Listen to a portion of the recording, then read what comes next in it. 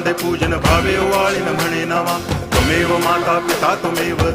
बंधुश्च सखा त्वमेव विद्या तरुणं त्वमेव सर्वं मम देव कायेन वाचा मनसेन्द्रियैर्वा बुद्ध्यात्मना वा प्रकृति स्वभावात् करोमि यद्यत् सकलं परस्मै नारायणायति समर्पयामि अच्युतं केशवं रामनारायणं कृष्णदामोदरं वासुदेवं हरि गिरिधरं माधवं गोपिकावल्लभं जानकीनायकं रामचन्द्रं भजे हरे राम